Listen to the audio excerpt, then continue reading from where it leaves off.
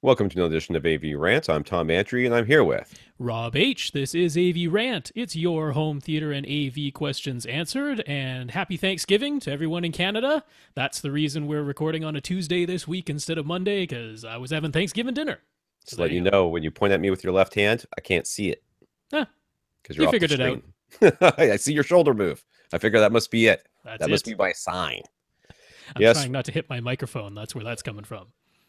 yes, we are recording the day after because of Thanksgiving. I forgot. I started getting set up last night, and then I remembered. And then I didn't actually look at the question list though. And I still have. I tried to do it today.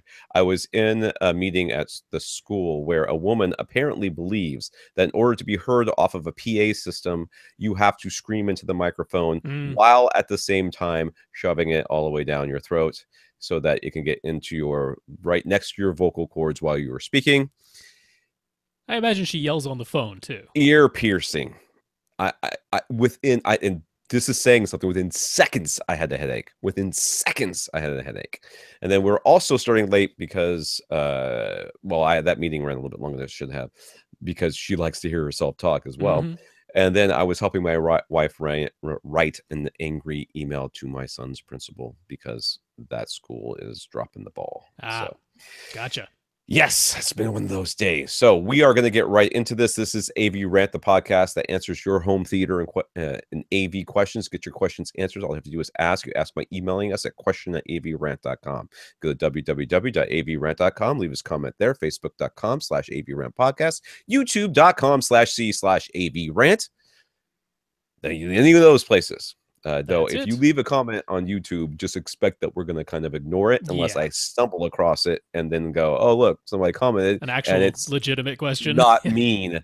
It's not some random person who stumbled across it. Please don't leave your questions on YouTube. Just question@avrant.com. Please send them via email. That is by far the easiest way for us. If you want to talk to us directly, it's rob@avrant.com. His Twitter is @FirstReflect. Tom @avrant.com. My Twitter is at @AVRant_Tom. Boy, that just went right out of my head for a second. We also have our producer, Austin. He handles our videos and is, I guess, some of the question list, maybe. I'm not really sure. Yeah, he's back into it. Good. He's maybe his back is healed from moving the or toes. I'm guessing toes. Yeah, really. Whew. So he has a Twitter @Austin TEM Pond. His Twitter is his Twitter. So he also has his own podcast, We Watch Movies podcast about movie posters. Yep. See the movies, they just look at the posters. Try to figure out what the movie's about just from the poster. Yeah, they actually give the movie a grade. They will rate the movie based on the poster. That's right. And it's they don't always look at the same poster, but they'll only look at one because there's more than one host in that podcast. So they look up the movie, they find a poster. They don't confer to make sure it's the same poster. No, it's most of the podcast is them arguing about what the poster contains and thinly veiled threats of bodily harm because the other person can't see that it is in fact a female on the cover when the other person insists it is a male. So stuff like that. Yep. It's kind of We Watch Movies because We Watch Movie posters was too long. So We Watch Movies. It did not fit on the line. You got it. We Watch Movie posters didn't fit. They could have just called it movie posters or we grade movie posters or we are a bunch of idiots who don't actually watch movies. But they decided not to do that. So before we start the podcast, we want to thank our listeners of the week. To become a listener of the week, all you have to do is support the podcast in some way. To start off with, first, we want to thank all of our Patreon supporters, our patrons, I guess is what they call us. Patrons, that's what they go by. So patreon.com/ is it AV Rant Podcast or just AV Rant? I don't remember what I did. AV Rant Podcast. AV Rant Podcast, all one word, AV Rant Podcast. This is very new for us. We're up to 19 patrons. And we said that if you told us that you were a patron, we would mention you and Chris mentioned that he supported us. So thank you, Chris. The way Patreon works is, I don't know, I've never done it, but I believe you put in some sort of credit card information or PayPal information, and they will automatically deduct whatever amount you decide to give us as a monthly salary for the podcast. So I believe the lowest number is $1. If there's a way to make it less, I would do that for people, because, you know, I don't know how much you think our advice is worth. I know some people well, anyways, if you don't want to do that, I understand. You can also go to www.avrant.com and click on the Buy Us a Cup of Coffee link. This will allow you to donate directly to the podcast through a PayPal donation. PayPal handles all that. You can transfer from your PayPal or put in the credit card number. And we had 2 listeners that did that this week. And that was Donald and Micah. Thank you, Donald, and thank you, Micah. Yeah, so first of all, thanks to all our patrons, up to 19. That's cool. I didn't know how many we'd get, but I'm very happy to see that. And Donald and Micah, thanks so much for going to avrant.com and clicking on the support AV Rant button there and doing it via PayPal, which you know what, I'm fine with it now. I'm like, hey, if you don't want to give $1 a month or more, obviously some people are giving more given by the figure there. If you don't want to give $1 a month, you can give a one-time donation via PayPal. So that works too. Thank you, guys, because that is helping to support the podcast. That will go in to pay our hosting fees. And eventually, if we get enough, we'll start buying gear with it, man, and doing reviews. And at that point, we're going to be taking, well, we will. I think at some points we'll probably take some recommendations. But I think most of the time, we're just going to want to get stuff that we can recommend. Well, I mean, not that we want, but I mean, if we want it, you guys want it for sure, because we're totally into this. Speaking of which, there's got to be somebody out there, he hasn't said it yet, but whoever they are out there is like, dude, what happened to the new receiver? It's still in the box. Okay. It is every weekend. My children are all up in my grill about stuff that has to be done. This weekend, 2 of the 3 boys are going with the Boy Scouts on a camping trip. Mm-hmm. I'm going to have Saturday like to myself. Sweet. I am doing stuff on Saturday. It is happening. That is my goal. I'm going to move my surrounds down and forward a little bit, put the new receiver in. I should probably contact SVS because I want to put some top another middles. Pair of prime elevations. Yeah, I got to contact them and see if I can get some top middles. And then get this thing sorted out. I am so ready. I am so ready for that. It's gonna be cool. Yes. Can I tell you that I still really hate the Xbox One's inability to bitstream output things in the proper way? Because I was watching Hulu the other day and I realized that it's all coming through in stereo, and because it's coming out in 5.1 or 7.1 or whatever it's coming out as, the signal is it's not using the matrixing to split everything out.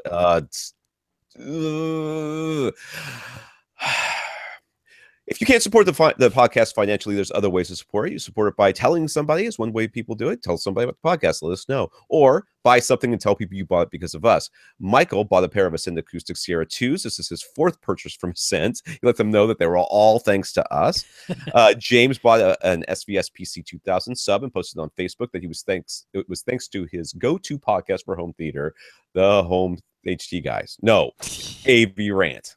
And lastly, Oppo supported the podcast because I asked them for an Oppo, and they said, sure, where do you want us to send it? And I said, send it to Rob. And now Rob has a new UDP 203 Ultra HD Blu-ray player. You are welcome, Rob. I am very, very happy about that. They tried to deliver it today, but I was out earlier today, so I missed the delivery, and I will have to pick it up tomorrow. And of course, they did not deliver it yesterday because yesterday was Canadian Thanksgiving, and that is a holiday. That's right. So thank you to Michael, James, and Oppo. Yeah, Michael, congrats on the Ascend Acoustic Sierra 2s. James, congrats on the PC 2000. And Oppo, if there's anybody from Oppo listening, thank you so much. I hugely appreciate that. I will report on that next week once I have a chance to play with it. Right. And what I told them, I was like, listen, we've already, and this happened recently, we got something wrong on the podcast because we didn't know that you guys had made a change. So just send us one, and we won't get it wrong anymore. There's convincing. They're like, I don't care. we got a bajillion of them. I think that's what it comes down to. So enjoy that, Rob. That's well deserved. Let's get some stuff here. It's people that are asking and very interested in our interviews that we talked about. RBH has not gotten back to me at all, which is unusual. So I'm going to try. I was trying right before the podcast, but ran out of time. We'll see. Maybe that won't happen. I would hate that was the case, but what are you going to do? I can't make him be on the podcast. Surge X. Yes, I'm in touch with their advertising rep guy. He was away all week last week. Okay. So he should be back tomorrow, I think is what his auto email reply said. So we'll find out about Surge X then.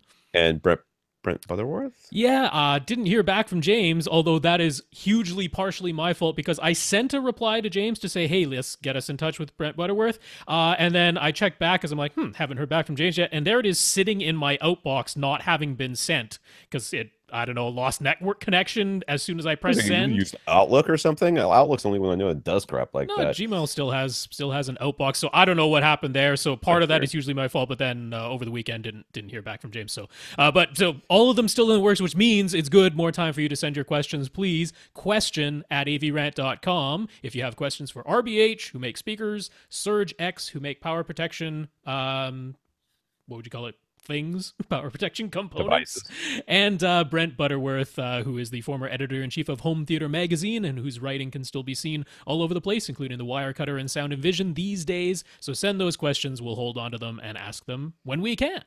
Great. I also want to thank David B. He made some awesome fan art for Austin's podcast, the We Watch Movies podcast, which is pretty cool. I don't know if you can really like that. It looks pro, man. It does look pro. I'm just wondering if he could really use this, because isn't that like totally a Godzilla thing that he just changed? Because I would, you know what, Austin, I would use it. And then I mean, ask forgiveness when they say, "Oh, you can't use that," then take it down. But for anyone who's looking at YouTube, we're showing it there in our video feed. So very cool. They over at We Watch Movies, they do a monster series. I forget what month they do that during. But how is it not October? But go on. Yeah, because I heard it not that long ago. So, but whatever it is, they do a whole month where all they do is monster movies. So it's a take on that theme. Very cool. Speaking I like that, David. Movies, I watched a little bit of Cloverfield, the first one, last night. Again, I haven't seen it in a really long time, and I was like, God, this shaky handheld cam crap really gets on your nerves. Yeah, glad we got over that trend. Yeah, let's thank God for that. All right, news. Efren, who's our listener in Puerto Rico, we the ones that we know of, Efren is the one.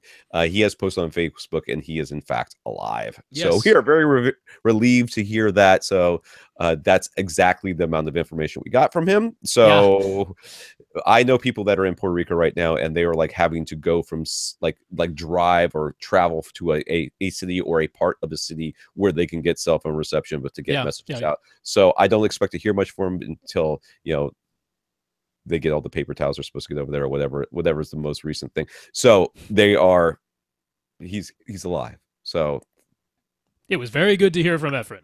That's a relief. That's me clapping. If you're wondering what that sound was, that was me clapping, giving him a round of applause. Okay, so I'm glad he's alive. Also in the news, the Home Theater Geeks podcast was abruptly canceled by the Twit network. Scott Wilkinson posted on AVS forums, where he's still editor-in-chief, that he might resurrect the podcast on a different podcast network or in a new form at some point in the future. Do we put it on the AV Rant network? Yeah, what a network. One show. It's a network of one right now. Everyone starts to do it. Anyways, but for now, he's taking a break. And unfortunately, the Home Theater Geeks wasn't given a farewell episode. So the September 28th edition marks the end of the show. So a shout out to Infinite Gary for being the first to alert us about this sad turn of events. Yeah, I didn't hear about that. Gary emailed me shortly after the podcast last week, and he's like, hey, Home Theater Geeks got canceled. I was like, what? That can't be right. But sure enough, official post from Scott Wilkinson on AVS forums. So yeah, that's... I really enjoyed that podcast because that was a unique format where all he did was interviews, and you can tell by scheduling interviews is not easy. To do it every single week and to be as prepared and well versed in everything as he was, that a huge respect from me for putting out a podcast like that. So very sad to see that canceled, but hoping it comes back sooner rather than later. Yeah. Yeah, that's kind of a crap move to just dump it like that. There's no way he didn't know it was. He knew it was coming. Yeah, like you know what I'm saying? Home Theater Geeks didn't have any advertising for a number of weeks prior to this cancellation, where previously they always had. So I don't imagine Scott was 100% surprised by this, but just that, they weren't really able to wrap it up and let their listeners know beforehand, and that's a shame. So that is a shame. It's a shame for the listeners too. The SNES Classic Edition has already been cracked, so loading illegally downloaded ROMs from the entire SNES catalog of games is relatively easy. SNES Mini can also emulate NES games, so you can sideload both catalogs onto one machine. And if you're inclined for such pirate-like activities, that's shocking no one. Nope. Also, TLC has a 75-inch Dolby Vision Roku TV for $2,000. The 75C807 is an edge-lit 75-inch TV. That's what it is, but it's like a black hole in the center of that thing. So black levels and contrast aren't quite as good as the P series. That's an understatement, which is only available in the 55-inch model. So if you want the P series, which has the zones and all that, right? It has zones. It's got 72 zones in a 55-inch, which is impressive for it's like $700 right now, or $650 some places. I'm like, if you want 55-inch, that's a steal on that TCL-P series. But this is the C series, which is edge lit. But the thing is, 75 inches with Dolby Vision for $2,000. That's still kind of significant in my view. So there's that. It also apparently has some fairly decent forward-facing speakers built in that I would never in my life use. No, but the point is, if you're just putting this in a living room, sure, and it's not like your main TV, it's just like you want a large TV for a larger space, there's going to be windows, and you're not going to build in a sound system. Like, that's, again, for $2,000, pretty compelling. Yeah. Some comments from our listeners. Tim is the fellow who had the rattling fireplace and the older AV receiver that doesn't pass through in HDR formats. He was hoping the Odyssey Multi-Q XT32 might solve his rattling issue, which would allow him to justify a new receiver purchase. As we discussed, that wasn't going to work. So that was one of the guys that we told him, no, don't buy something. He closely examined his fireplace and removed any parts he could to try and identify the source of the rattle. Unfortunately, it's coming from something inside the flue that he can't reach or remove. But also, following our advice with the subwoofer decoupled from the floor, the rattling only happens at a couple of frequencies now. So he decoupled his subwoofer by adding special feet or a grandma pad or blankets or a whole bunch of folding up a blanket. So right now he thinks that's probably about as good as it's going to get. That's really kind of not that bad. That happens all the time. Windows in particular will usually vibrate at a frequency. So since Multi-Q XT32 wasn't going to solve his problem, he bought an Oppo UDP203 Ultra HD Blu-ray player, and its HDMI input and dual HDMI outputs are working exactly as he had hoped, which is one of the reasons why we asked for one of these, because I think we messed up on this guy's question. That's right. He can plug his NVIDIA Shield into the Oppo. The Oppo then passes the video with HDR10 to his display, and the Oppo's audio-only HDMI output sends full lossless audio to his AV receiver. So that's what he wanted it to do. It's a nice, capable splitter in that sense. So it could be very useful for quite a few people. Now we know. And knowing is half the battle, said G.I. Joe. All right, it was Canadian Thanksgiving, so Jonathan shared Paul and Storm's Thanksgiving, parens, George Lucas, and parens, song. So we're going to link that up. It's got some swear words in it, so don't listen to it at work. But Canadians, it says here, so Canadians don't care about that, so it's okay. I don't know that you guys were quite the sailor cursing type of dudes that you are. But going by our movie ratings, we don't care about foul language. That's not going to get you an R up here. Basically, it's like, stop messing with the movies is the whole song. Right. It's kind of old, so it's kind of funny to go back but it's also funny because they address the fact that it will get old. Yeah, they said, the song. This is going to get old, and if we're wrong about some of the things we say, we're just going to leave it. We're not changing the song. So I kind of like that. That fits. All right, Michael. Last week, Michael asked us for some tips and instructions for making a fair comparison between the KEF LS50 and the Santa Sierra 2 speakers that he was auditioning. Now he is mad at us, or more specifically, Rob, since Rob is the one who got him interested in the Sierra 2s. He went through all the trouble of worrying, researching, and carefully setting up the speakers. Then after about 15 minutes of listening, he loved the Sierra 2 so much that he boxed up the LS50s, neglected his children, and stayed up late into the wee hours of the morning just listening to the Sierra 2s and making himself dangerously tired for work the next day. And he is an airline pilot. I don't know if that's true, but that would make the story even more Stunning.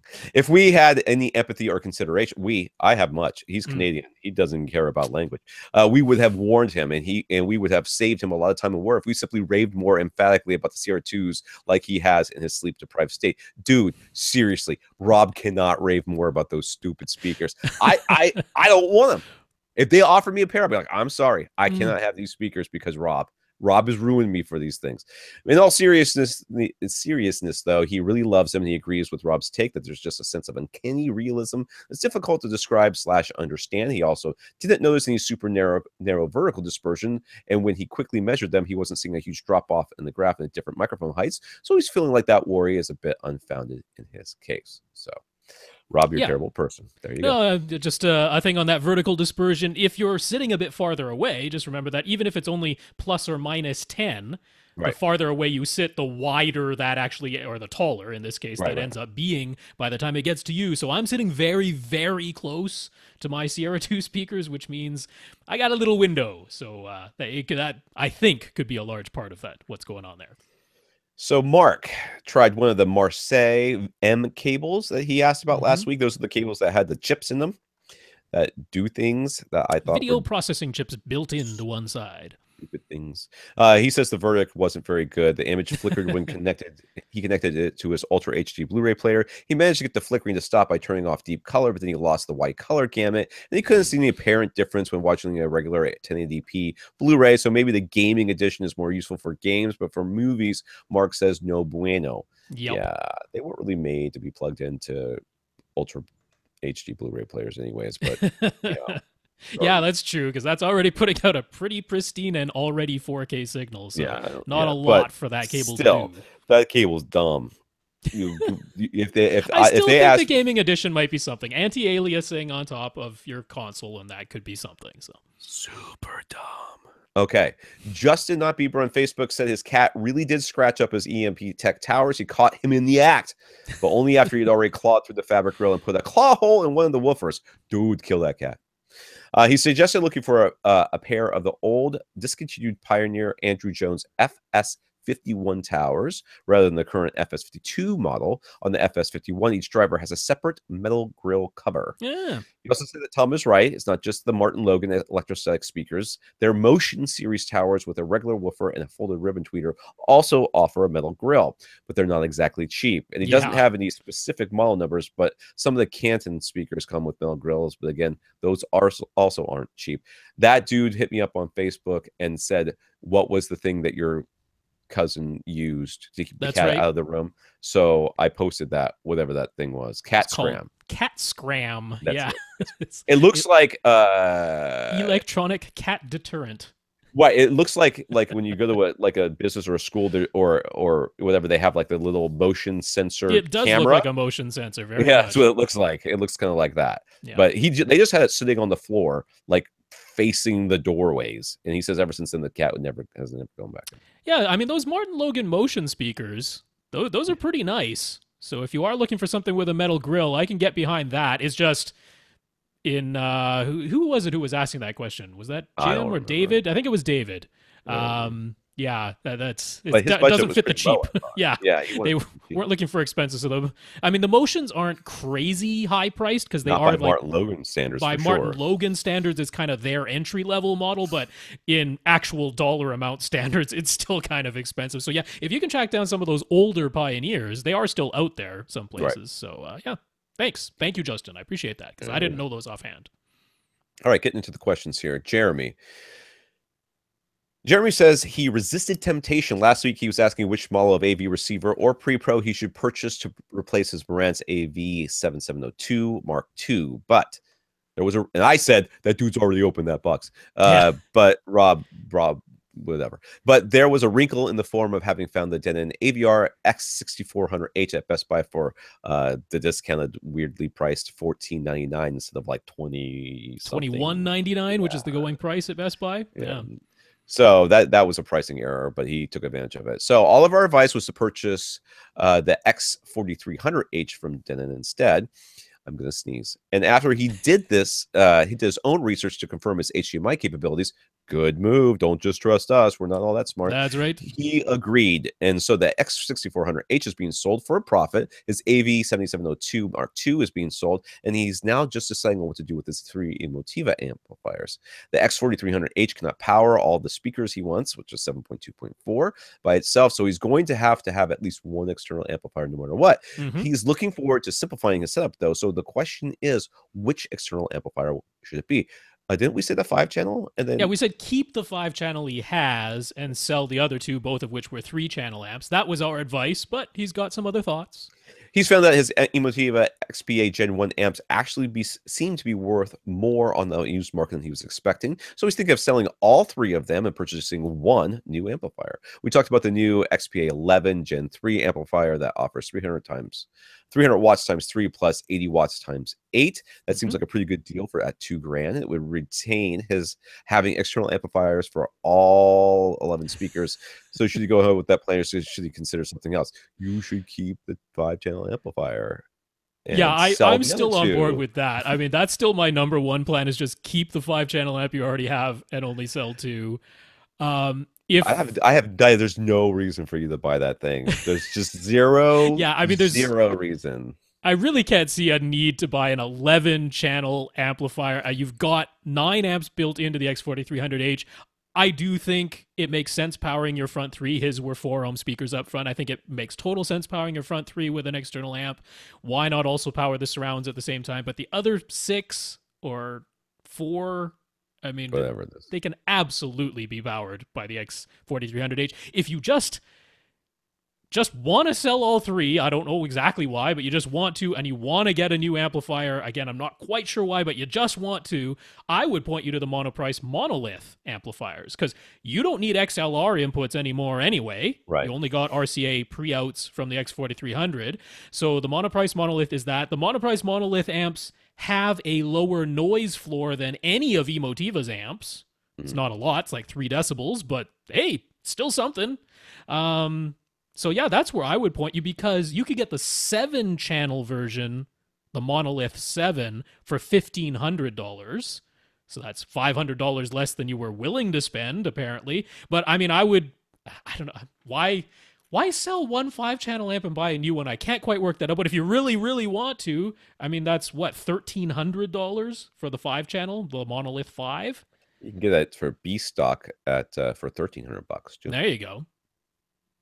So, I mean, let's just say I didn't have any receiver or amps, that's the exact combo I'd be buying myself. I'd be getting an X4300H, and I'd be getting a Monolith 5, because I'm like, that's perfect for me. Or maybe I will get a Monolith 7, because maybe I want to power a Zone 2 or something. Yeah. Right? You could you could get away with a 3, too. You only need 3 channels. Oh, yeah, you really could. But I kind of like a a 5-channel amp myself. All right, whatever. Yeah, I say stop overthinking this and just do the thing. Just keep the 5 you have. Just keep the 5 you've got. What I would do. And sell the other 2 and say, honey, I upgraded my home theater and here's some money so we got to dinner and you're good to go. I mean, you're going to make money on this deal. Plus, if you change everything and it actually does sound different in some way, how would you know what caused the change? Too many variables. Right. Don. First off, Don says thanks for answering his previous question about his new theater room that's still under construction. It'll be a little bit over 18 feet long, about 15 and a half feet wide with a 10-foot ceiling. He's keeping his Marantz SR7010 receiver as well as his PSB Gold Towers, PSB Center, and PSB Bipole surround speakers, and the subs will be his pair of SBS SB 2000 sealed box 2000s, which we said should be fine for his roughly 2,800 foot cubic foot. Whatever. I did not get much sleep last night. One of his main concerns has been figuring out exactly where he should position his seats, because we've described how that also determines where his Atmos speakers should go. First, he'll continue to use a 65-inch plasma TV, but he plans to upgrade to a larger flat panel in the not too distant future. So we had suggested placing his primary seats, a pair of recliners, quite close to the front wall where his TV would be mounted, so that they would be in front of the midpoint of his room, which we said is important for acoustics. It's true. And it will also provide him a nice large field of view. While he understands all of that, he's come to the conclusion that he'd simply prefer to sit farther away from the front wall, being that only 7.5 feet or I'm sorry, 7.5 or 8 feet from the front wall just feels too close. So does that make sense? Does it make sense that you want to sit further away from your wall? I don't care. You sit wherever the hell you want. Yeah, makes sense to I agree. Sometimes you sit, it's just that thing of you're like, I'm sitting really close to this wall. Like, I know it's giving me the field of view I wanted, but I'm sitting really close to this wall. I'd feel comfortable being farther away. Totally fair. Makes sense. So he wants to sit slightly behind the midpoint of his room, which has led him to the current plan of being 10 feet from the front wall. I forgot how long this was. 18.5? 18 feet. 18 feet. Just slightly over 18 feet long. So 10 feet from the front wall, leave him 8 feet behind his primary seats, where he likes our idea of positioning his sofa as a second row. So any thoughts on this plan? TV's going to look small, but other than that, it's fine. Yeah, I mean, the only thing to be aware of is when you're going to be 10 feet away from your front wall and you're going to wall mount your 65-inch display, that is now going to create a 26.5-degree field of view, which is certainly on the smaller side. You're still above what's considered like the minimum for HDTV, which is a 24-degree field of view. Dude, barely. But it's going to look a little bit small. However, he has the plan to upgrade anyway, right? Right. Now, in his diagram, he's like maybe an 80 to 85 inch. 80 inches would give you 32 degrees. 85 inches would give you 34 degrees. That's pretty darn nice, particularly for HDTV. I'd still say maybe a little bit small for a cinematic movie experience, but certainly not too bad. However, the problem is finding 80 and 85-inch displays these days. It is not easy. Yeah. Not for cheap. I mean, unless you're going to spend a whole bunch of money. Yeah, that selection has really, really shrunk. I would probably, if it were today, point you towards Samsung's MU8000, which is available in an 82-inch size. I don't know why it's 82, but that's what it is. But that's basically one of the only reasonably affordable, still does HDR. So, sorry? How much is it? That one, gosh, what was that? I think it was around 4,000, 4,500, somewhere in there. You could totally. Why isn't he looking at projectors? Well, that's coming up later. Oh, is that coming up later? You could tell I haven't read the questions. But I mean, there's lots of 75 inches out there. Right, 75 you could be okay with. This is what which would be a 30-degree field of view, which is okay. Okay, so he's got a 65 right now, right? And that's right. This is what I would do. I would have my 65 for now. I would wall mount it if I could. And then I would tell myself I am going to get a projector someday. And then use the hatred of how small that picture is from where you're sitting as motivation for saving up for your new setup. Because that's what you're going to really need to do. Because you're not going to find 85 or larger. Yeah, see, last year there were a fair number of 80 and 85 inchers. And now those models have not been replaced with updates. It's making me think they just didn't sell, or they had production problems or something, and they're like, you know what, 75 is about as high as this market really properly sustains. Which means you might be able to find an older TV, but then you're looking at like you're looking at outdated technology. That's right. You buy it. You may not be able to find Dolby. I mean, probably won't find Dolby Vision, or you'll get 4K support, but they might not even have HDMI 2.1 and HDC. Yeah, because like Vizio isn't doing any 80 or 85s anymore. Well, they have one 80-inch in the E series, but that's lower down their lineup. Sony doesn't have any replacements in the 80 to 85-inch range. You have to go back to their 850D from a year ago to get one in that size. So yeah, it's the selection there. Just I don't know. Things could change in a year or two. That's also possible, but right now it's not looking too promising for that 80, 85-inch size. Right. So he says if he used SVS Prime elevation speakers for the Atmos positions instead of in-ceiling speakers, would that compromise the sound quality? He's thinking that the Prime elevation speakers would be much easier to reposition. So if he wanted to, he could move his seating depending on what screen size he ends up with, and he could move the Prime elevation speakers on the side walls to match. But would in-ceiling speakers sound better? He doesn't want any compromise when it comes to sound quality. You love the elevation speakers. Let's just say that. Yeah, the ability to mount them on the side or front or back wall, and or move on the them ceiling now. You can mount them on the ceiling. That's true. Now. Yeah, you could mount them on the ceiling as well. That's true.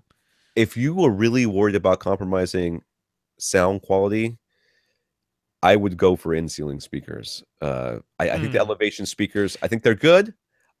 Until I get them in this room and say, yes, I have them to my sides, and they sound like the sound's coming from on top of me, I'm going to have a hard time believing they're not a compromise. I think they're a fantastic speaker. I still think they're a compromise based on their placement. I mean, it's still just a speaker over to your sides, angled toward you.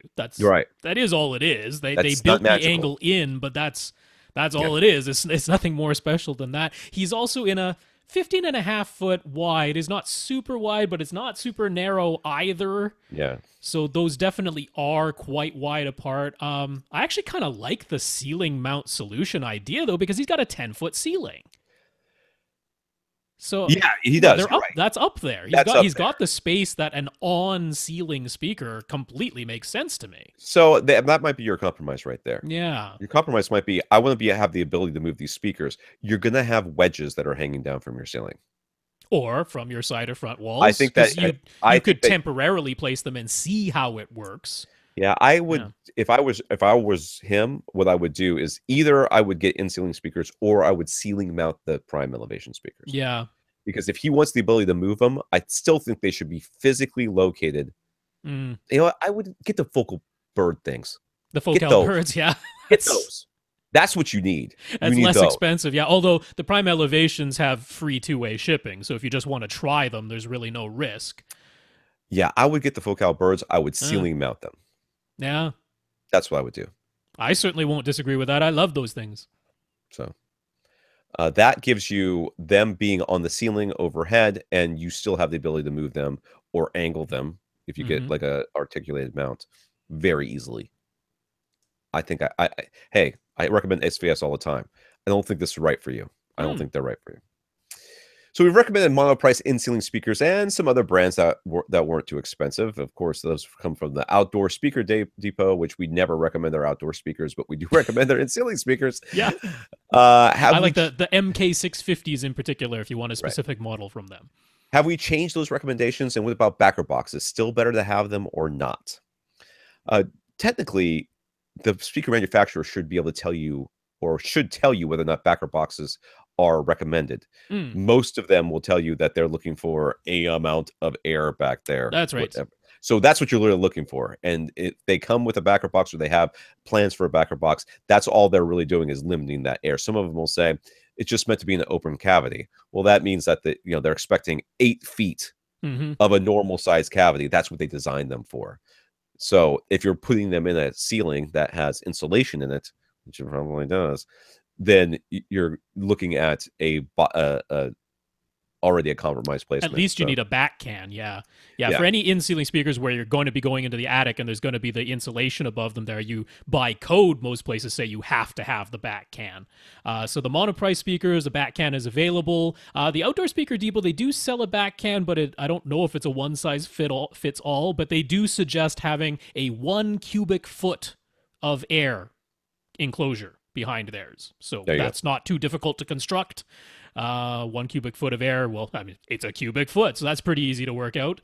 So either case, I haven't changed my recommendation. If you're looking for lower price in-ceiling speakers, I still recommend the monoprice Caliber and the Outdoor Speaker Depot MK650, and I still prefer to have backer boxes on any in-ceiling or in-wall speaker, so no changes from me.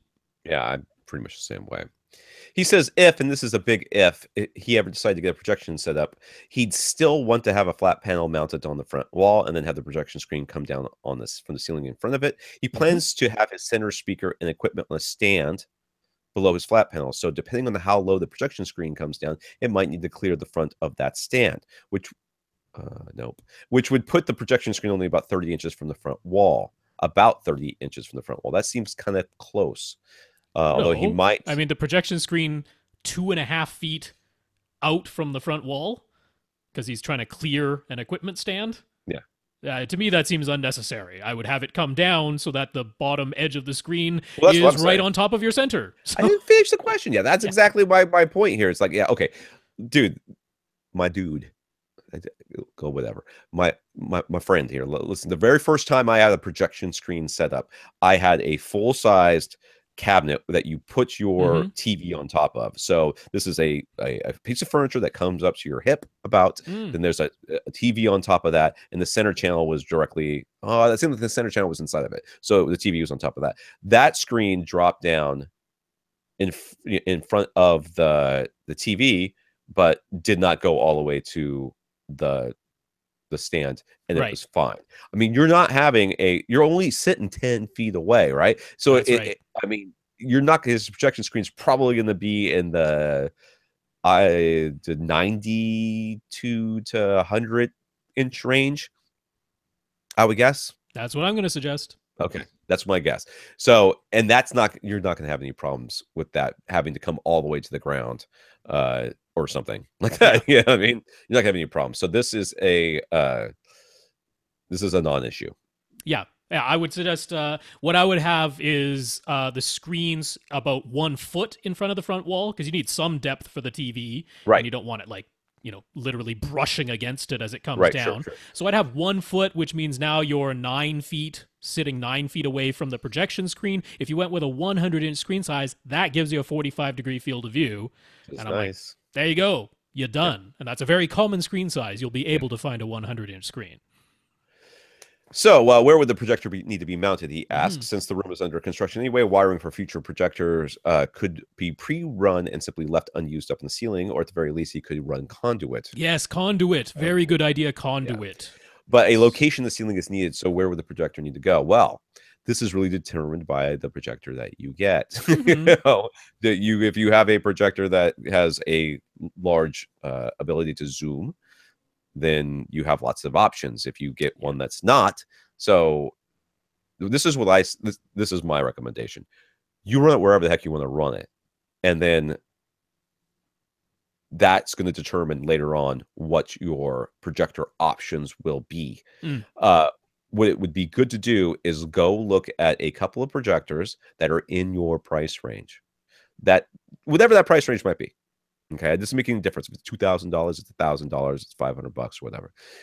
Go to projectorcentral.com, look up the screen size calculator for each one of those projectors, and find a distance, a range of distance between all these different projectors that you're looking at, where they can throw a 100-inch screen size up on the wall. Yeah. You're like, find one from BenQ that's in your, find one from JVC, find one from Epson, find one from Optima, or couple, and say, okay, you know what? All of these projectors would work if they're 14 feet away from the wall, from the screen. So go 15 feet back from the front wall, or 3 feet in from the back wall, and you're like, well, you know what? I might as well just put it right on the back wall. It's only 3 feet away. You know what I mean? Right. It's real close, and that it might limit me slightly, but only slightly.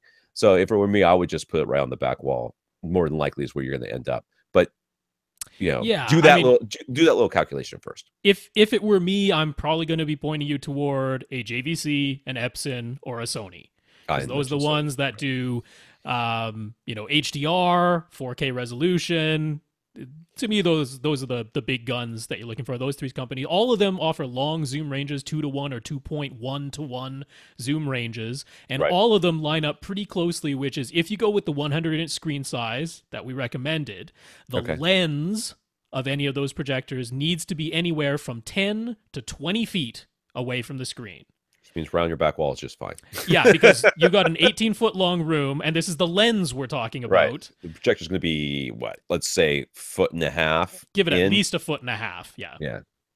So if you pretty much put a shelf high up on your back wall, that's going to work for any of these. Even if you went for the 92-inch screen size, went a little bit smaller on the screen size, in that case, the lens needs to be anywhere from 9 to 19 feet away. Now, that's still saying the lens is 19 feet away, which would be beyond the back wall of your room. So once again, having the projector right on the back wall of your room would be absolutely fine for any of these. So lots of latitude there. Should not be an issue. So in other words, if you want to put it anywhere from directly over your primary seats to the back wall, anywhere you want along that span, it's probably going to work. And if you think about this, think about the size of your home theater. The size of your home theater is right there along the lines of what I would call a fairly large size dedicated home theater for the normal home buyer. Not a lot of people are having rooms that are bigger than 20 feet long or 18 feet long. Okay. Not a lot of people have that, which means you're basically going to be in the sweet spot anyways. Anywhere you put it in there is going to be fine, because they're building it for you. They're building it for most of you guys out there, honestly. It's just when we get into these real big rooms or real big screens, or real small throw distances that we run Right. into issues. Right. So he's having 2 separate dedicated power circuits installed in his room by his electrician. Anything special he ought to request? Are 2 15-amp circuits enough? Anything special that he can or should be done in order to avoid ground loops? Well, we know what Ray Coronado would say. Does he say 4? Did he run 4 or? Well, even numbers Oh, of 20 amp circuits. yeah, I was going to say 15 didn't sound right.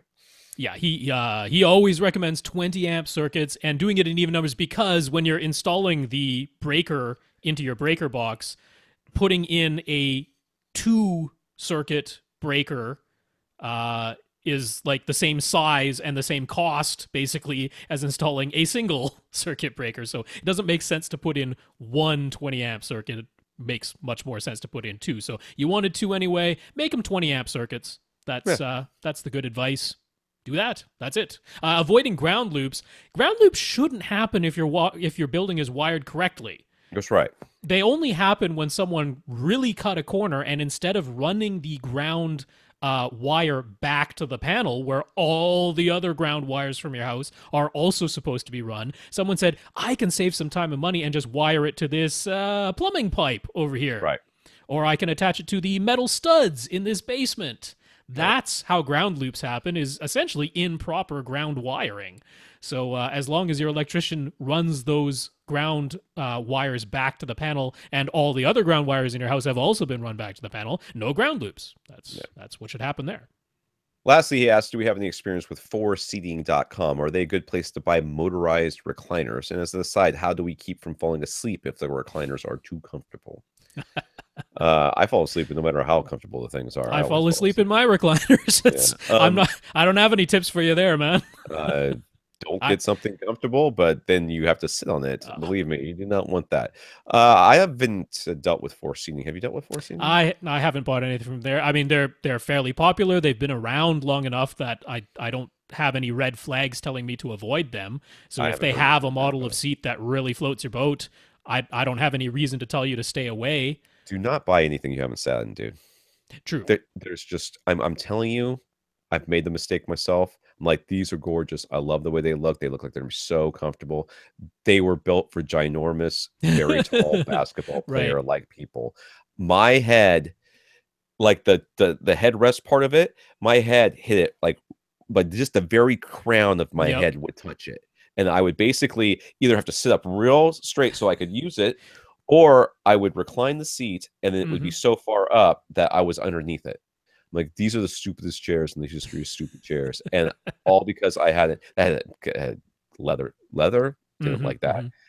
Just funny color that we loved that nobody else was going to like. It was a disaster. I'll mention one other place, which is an online retailer that I trust, which is htmarket.com. They have their own line of home theater seating, which is nice, inexpensive, but nice designs, motorized and all that. Again, though, same thing. I agree with Tom. Make sure you've had a chance to sit in one before you order a whole whack of them. So he's only getting 2, but whatever. All right, we talked about him forever. Let's go on. Daniel, this comes from Facebook. Some of Daniel's speaker wires are in the walls and they were pre-installed. So how can he double check to be certain that none of his speakers are wired out of phase? It's a 7.1 setup. So the old THX DVDs don't have test tones for all of those speakers. Well, first of all, you don't, just because it's in your ceiling or in your walls or someplace else doesn't mean that you have to wire them that way. You just can switch the wires in the back of the receiver when you're using the test tones, and it will tell you, you can do it that way as well. There's no reason why you just can't switch the wires in the back of the receiver. Are you saying, are you saying run your auto setup and it'll give you the error message that one of your speakers is out of phase? Or yeah, you can do that. I mean, just if you're only playing one test tone at a time, you can't tell just by ear that it's out of phase. No. But he's saying okay, so there were the THX DVDs in the test thing did have a phase thing where it would check your phase. So you're like, okay, check the phase of these speakers, check the phase of these speakers, or whatever. If it only does 5.1 and you have a 7.1 set up, just change the wires. Right, so yeah. that So you're saying plug in your, say, your surround back backs to your front left and right. Or your front left and right, yes. And then check it that way. Yeah, that's true, yeah. But there's no reason you can't. You have to make sure you keep good track of, this black wire went to this binding post, this red wire went to this binding post. Because the whole point he's saying is like, yeah, the binding posts or whatever he has coming out of his pre-wired walls, they might be labeled black and red, but how do I know for sure they actually, all the internal wiring was done correctly and I'm actually wiring black to black and red to red? You could also just wire them up, and what Rob said at the very beginning there, just wire them all up, and then if you have a newer receiver that can handle all these speakers, it's going to test for phase anyways. Yeah, if you have your auto room set up. That's going to be one of the parts of it, is testing your speakers, whether they're in phase or not. Of course, sometimes you do get an error message, or sometimes you get something saying it's out of phase when it isn't. So it's not 100%. I understand asking this question. There is the THX TuneUp app, but that also tops out at 5.1, so it's not really any more useful than the THX DVDs. So what I would recommend is getting one of the Blu-ray setup discs. In particular, I know for 100% certain that the Spears and Munsell HD Benchmark second edition, it for sure has a 7-channel phase check, a polarity check. Right. So that definitely has the signal that you need to do this on a disc if you want to pick it up. It's a nice disc to have anyway, just to check all your setup and settings of your display and everything for HD and 3D, but not UHD. That hasn't come out yet. I know that, it's nice having those discs, but the reality is you use them once and put them away. Pretty much. It seems like if he's already got that other disc, just switch the wires. Just switch the wires. So much easier. Keep good track of it. Yeah, you'll be fine. Bobby. All right, Bobby is still agonizing over some final decisions in this 12-foot by 12-foot theater room, which also has to serve as a guest room with an inflatable mattress sometimes. This is the one where I was like, I think if I remember correctly, he was like, well, I gotta have the space for the bed, blah, blah, blah, blah, blah, blah, blah. Anyways, so and I said, don't worry about that. You can move the recliners and move them back afterwards. I think that's what I sort of said, right? Yep. So he's decided he wants 4 recliners all in one row. He's going to leave just a little over a foot of space behind them. He's got his Klipsch bookshelf speakers up front. He was going to use the Klipsch R14S surround speakers on the side walls with their half-moon shaped bipole tweeters and wall mount design. But with 4 seats, there's only going to be about a foot from the side walls to the outermost seat on each side. So even with their on-wall design, the R14S surrounds would be really close. On top of that, the R14S costs quite a bit more than the R14M bookshelf satellite model, and the R14M are only 1 inch thicker from front to back. So should he stick with the surround plan, or could he save some money by mounting the bookshelves in the 2 rear corners, and which would sound better? Let me see. Wait a second here. He has bought these already, or he's no? He's getting something to act as his surround speakers in any case. He's like, he can get the satellite model. It's cheaper. He can put it in the rear corners, and it won't be quite as close to the outermost of his 4 seats going across. I do not love the idea of going with those surround speakers. Okay, because we were previously advising that, but a few things have changed in this setup now. So yeah, and the reason why I'm saying that is because they are meant to be firing in with a very wide dispersion, and you're basically going to have them in the back corners, which means they're going to be bouncing directly off of that back wall and back into your head. I think a direct firing speaker would sound perhaps a little bit better. Yeah, given this specific setup that he's now described, I agree with Tom. I would now change my vote. I would say save the money, get the R14M satellite model instead, mount it where it works well, which, you're right, it would end up basically in the rear corners. That's going to be a foot behind your seats on the sides. Just mount them high enough that you get a clear line of sight from the tweeter to all the seating positions. You're going to be facing them kind of towards each other. Yeah, facing them pretty much towards each other. Maybe cheat them in just a tiny bit and put some absorption on that wall right there to catch that first reflection. On the back wall there. On the back wall. Yeah. There you go. I mean, he wanted to save money, so we're telling him to get the cheaper one. Can't be too mad about that. Yeah. The subwoofers, he says, this whole time he's been leaning towards dual SVS PB1000s. He wants them, but the money, it is the tight one. And he's trying to convince himself that he can spend less. The dual HSU VTF Mark III combo would save him about $100, but now he's been doing a lot of research on DIY options. He's found some 10-inch drivers that can play down to 22 hertz. provided you build them in the correct ported box design. They need an external amp. If we can just go in front of $300 to be able to hit his desired budget. He knows we'll probably say it's just save up for the dual PV1000s, which is an option he's considering. But could we recommend an amp that would work for these DIY subs anyways? Yes, we can. No, you should not buy them. The SB1000s are slightly cheaper, right? Because they're smaller. Is that right? SB1000s? Nope, same price as the PB1000s. $950 for duals. Shipping's included, but no less expensive. I have no beef with the HSU VTF1 Mark IIIs. In this room size, which is small, those will absolutely crush that room. I have no problem with that. You're saving $850 after you include the shipping on dual VTF1 Mark IIIs. I think that's a very fine choice.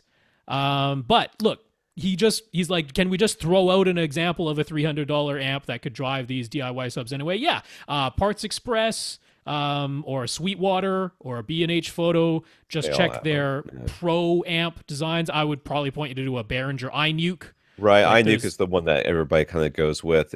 Just make sure it doesn't have a fan, whatever it is. Any amp, basically any amp of any power. You wouldn't have a muff, but the iNukes are like 1,000 watts, aren't they, or something ridiculous like that? Oh well, but they kind of fudge the numbers because they'll be like, it's 1,000 watts, but that's when it's bridged into 2 ohms. Right. So there's some weirdness there, but I mean, honestly, you don't need anything more than 300 watts per channel into 4 ohms, because these are going to be 4 ohm drivers. Right. Being subwoofer so drivers. It's 150 into 8. I mean, if you went with something that can deliver 500 watts into 4 ohms, that is completely going to cover any DIY you could possibly imagine in this room size. Yeah. So I think there's actually like the iNuke 3000, which even though that number seems crazy high into the 4 ohms, it is like 500 watts per channel or something in there.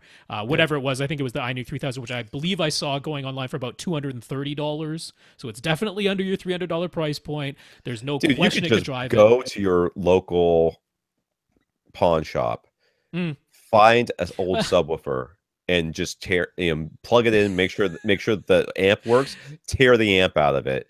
It'll look awful, but that's gonna look. These are so inexpensive anyway that I bet you get it for like $50, dude. That's true, I suppose. I mean, at this point, if you're really trying to save money, let's just go all the way. And you're gonna DIY this thing. Don't even put a covering on them. Just make them this raw MDF. Build it out of 2x4s. No, I mean, okay, dude, I understand where you're coming from. Yes, and I know I'm giving you a hard time, but the reality is I completely understand. I don't know that 10-inch drivers that can play down to 22 hertz, provided you build them into the correct ported box. It is just not that easy. You got to finish that box too. Well, they get down to 22 hertz. Is it going to be flat? Is it going to have frequency response issues all over the place? Is it getting down to 22 hertz, but it's not loud enough for you for the human ear to hear in a reasonable way? Yeah. If it was just as easy as throwing a driver in the right size box, we could all do it. We would all be doing DIY. There'd be no reason for SVS, the company that you're looking at, to have 25 different driver designs before they settled on the driver for the 2000 series.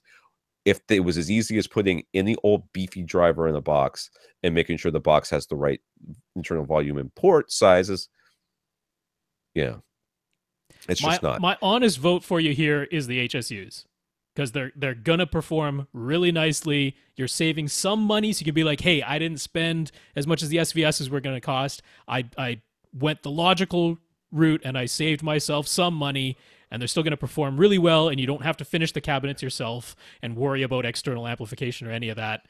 That's my vote for you. Okay. I still think you should get the SVSs. And just because I wouldn't say no, but I'm like, the $100 is $100. I'm not saying that. I'm just saying that, you know what? Buyer's remorse. And I'm gonna put it out there. Buyer's remorse. Maybe by getting the smaller, less expensive satellite clipshes, he'll have saved enough money that he can put them into the HSUs or the SVSs. Yeah. I'm just saying maybe that can happen now. You do, man. If you do build your subs, we've had a lot of people talk about building their own subs on this podcast. How many pictures of self-built subs have you seen on this podcast, Rob? Oh, How many times has somebody sent you a picture of a sub that they have built? I know of 3 for certain. Okay. There's probably more. All right.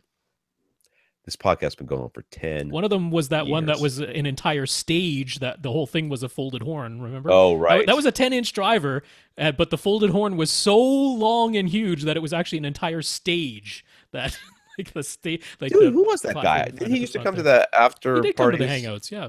Yeah, that's right. I remember him. But he built that before. I mean, it wasn't like he didn't ask us about it on the podcast and end up building it. No. He had already had that. I'm talking about that, people coming to us asking about building a sub and then afterwards saying, hey, I built it. Here's the sub. And we had that guy who ended up starting his own company because we were so impressed with the finished job he did on his. That is for true. Sure. That is true. I'm trying to. I know there was one other. I can't remember the specifics, but all right, let's go on. Patrick recently discovered the show and has been listening to old episodes to catch up. So first, he'd like to say pomegranate. So a very strange thing to say. I'm not sure what that's about. He's looking for a small speaker or stereo pair for his desk at work. He's been using headphones, but then he can't hear when somebody's talking to him. That's the point of the headphones. He doesn't want it to be distracting to the others around him, though, so he wants something highly directional. He'd prefer Bluetooth if possible. Most Bluetooth speakers seem to aim for a wide dispersion. Do we have any recommendations for narrow dispersion speakers? Budget is about $100. Yes, open back headphones. Yeah. The answer to your question is open back headphones. What you want is something that lets sound in while also letting sound out. You know, or giving you the sound you want, but letting the outside sound in. Open back headphones do that. You keep your headphones at a low level. You'll be able to hear people talking to you, no problem, or at least walking into your office and sneaking up behind you, or whatever it is that you're worried about. And that is the solution to your problem. Any directional speaker or speakers that we can recommend to you are not directional enough. Nope, they're totally going to be audible. I mean, yeah. I saw some like Indiegogo things that were exactly this idea. They're like, there's a speaker that you could use in a cubicle that's only aimed at you, and all of the messages on there was, you promised to deliver this thing 2 years ago. I want my money back. That was pretty much all of those Indiegogo campaigns because it hasn't worked out so well. Nope. This can be done like Yamaha's digital sound projectors have a target mode where they can use those multiple little drivers to form a beam of narrow sound that really is hard to hear unless you're right in that beam's path. It genuinely works, but you're also looking at digital sound projectors that cost $1,200 and up because it has to be the models that actually have the multiple drivers. So, and this would be slightly large for an office environment. It'd be slightly large, and it's things are like 4 feet wide, way above your budget that you were hoping for. So, I mean, it's an effective but not a realistic solution for what you were thinking. Now, what about those BenQ electrostatic speakers that you tried out? Now, I know they're too expensive. They're like $500, I thought.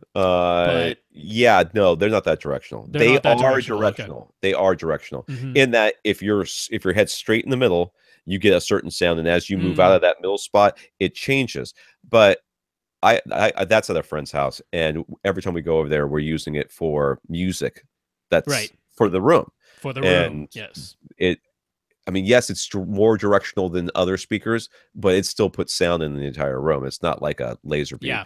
Your answer is open back headphones. It really is. Yeah. What you're asking for, it's a very nice idea. I completely understand the desire for it, but it doesn't really exist, especially at this price point. It doesn't exist. Well, open back headphones at this price point aren't exactly flying off the shelves. Good ones. Yeah. Not good. Well, the new RBH ones that are supposed to be coming out, isn't there an open back version of that, or is it just closed? Those are like 135. Those are like 135. I mean, there are the Sennheiser HD. I think it's the 559s right now or something in there, model number wise. I mean, those are nice sounding headphones, open back.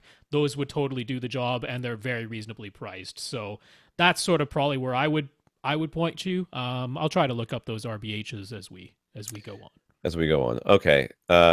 Yeah. So there is no speaker design that you'll be able to go with. Yeah. So what you need to do is just do a little research on your own, and we will recommend things as they come up. But $100 for open back headphones. Now the thing is open back headphones tend to be nicer than normal headphones. You can't make I'll take that back. They tend not to make open back headphones unless they're better quality, because nobody wants them unless you really care about good sound, and then you're looking for a specific thing. So yeah, I mean, I actually, dude, I cannot remember the name of those headphones. I reviewed a set of headphones that were like earbuds that didn't go all the way in your ear or something. And the idea was that they would allow this outside sounds in. They were for like jogging and stuff like that. Yeah. And I straight up hated those things. But that's because I want to listen to music. I don't want to listen to everything else. I think I gave them to my friend Teresa. I'll have to ask her if she still uses them. But the way they kind of worked is they had like a headband thing that wrapped around the back of your head, and then they kind of halfway stuck in your ear, and that was the other solution. You could actually just achieve the same thing by wearing earbuds and not putting them all the way in. Just make sure you get the ones with the ear loops. Right. So the RBHs, those are all closed back that I could find. I'm still looking up the Sennheisers, but yeah, I have to agree. $100. $100 is probably, you're gonna have to probably up your budget. So the 569s, they're down at $150. That's not too bad. That's getting pretty close. Those are a nice speaker with an open back. Yeah. Let's go with that. Carl says Star Trek Discovery is exclusively streaming on CBS All Access in the US of A, but in other countries it's streamed on Netflix. Many people have now noticed that the Netflix version is available in HDR, including Dolby Vision, but the resolution is limited to 1080p. Carl has one of the new Apple TV 4K units, and his display is a JVC X750 projector. While he agrees that the Apple TV 4K's current inability to automatically switch between resolutions, frame rates, and SDR versus HDR is annoying, he does appreciate that it offers many output settings that can be chosen manually. One such option is 1080p HDR. So is that what he should choose when watching Star Trek Discovery on Netflix? I wouldn't. In this case. Oh, yeah? What would you choose? 4K HDR. Let it do the upscaling. Oh, really? Yeah. Okay. Is that because the JVC's garbage at it or what? It's not that. It's just I'm a little concerned because this was one of the first projectors that supported HDR, and they actually kind of screwed up the settings a little bit. Okay. And I don't know what's going to happen if you put 1080p HDR into that thing. That's not a signal it was expecting. You think it's going to start smoking? And I don't think anything that bad, but I'm like, I mean, they're crackling up there. Letting the Apple TV scale 1080p to 4K, I'm not worried about that. That would be a problem. I don't want it taking SDR content and forcing it to be an HDR signal. That's something I would manually change. But if the signal's coming in 1080p HDR and all the Apple TV is having to do is upscale it to 4K, I'm not worried about that. And we know that signal is compatible with your projector. No ifs, ands, or buts. So I would leave it at that. I'm not worried about the resolution. The HDR is what concerns me. He also did mention in an email just before the podcast, he's like, how come on the CBS All Access version, it's actually only a stereo audio signal? Like it's a Dolby surround, like the old Dolby surround, right? Like Dolby Pro Logic. It's that type of signal, but it's actually only 2-channel. That is a CBS All Access thing. Right. CBS All Access, like, this is the only place you can get this show, but we don't do surround sound because we're CBS All Access, and that's how awesome we are for your $10 a month. So that's a them thing. The ones coming through Netflix are surround sound. So I did watch the first, because my friend, like as I said, signed into Hulu over here, and I'm watching it. So I saw that Orville is on there, so I watched the first episode of Orville the other night, and that's yeah. I see what you're saying. The most recent, it's supposed to be like it's supposed to be like funny Star Trek, but it's not. It's just sort of Star Trek with penis jokes. It's Star Trek with some Family Guy humor thrown in, which seems really out of place because the rest of the show is actually really good. I mean, I don't know that maybe it'll hit its stride and it'll. Well, I was just going to say the fourth episode, and I know I think the fifth episode is airing tonight, but the fourth episode that I watched, which was actually directed by Jonathan Frakes, who was Commander Riker on Star Trek: The Next Generation. That was, in my opinion, the best episode so far. Like, the cast is starting to gel in this fourth episode, so you're starting to get some good chemistry. They toned down on the jokes a little bit. The jokes that were there landed and were funny. So I'm like, maybe this show is starting to hit its stride. Well, so if you watch the first couple episodes of Next Generation, man, it's clunky as heck. That is rough. Yeah. I was like, what is this? Is kind of like garbage. One of my favorite shows ever, which is Parks and Recreation. The entire first season is pretty bad. So it's like, you got to give some shows a chance sometimes. I think the people like making Firefly. The Orville are smart and creative enough that they can make this work. So, not that I'm bitter about Firefly or anything. So anyway, it says JVC X750 projector is one of the models that requires manual adjustments to its HDR settings. It also requires the user to manually put it into HDR mode, but since the HDR settings are tied to one of the picture modes, he's only been using that HDR picture mode with the 4K HDR content. Whenever he watches 1080p content, he uses a different picture mode that's been calibrated for that. So which picture mode should you know? We already said change it to 4K. Yeah. So that question is moot. Yeah, if the signal was originally 1080p HDR, let the source device upscale that to 4K and stick with using your 4K HDR picture mode for that. So JVC's instructions for setting the HDR picture mode also include instructions for what settings should be used for BT 2020 content. What is BT 2020 content? It is Star Trek Discovery BT 2020 content. I don't know. So BT 2020 or Rec 2020 is the big container of colors that covers a huge portion of all the colors that we can possibly see. And when we're talking about a signal that includes wide color, normally it's in a BT 2020 container. Now, at the moment, we're using only a subset of all the possible colors in there, which is called DCI, which is the Digital Cinema Initiative, DCI P3 color gamut, which is a subset. It's a small, well, not a small, but it's a smaller portion of the total BT 2020 gamut container. So anything that is coming in that says it has wide color, and that's pretty much anything that's in HDR, that should be using the BT 2020 container.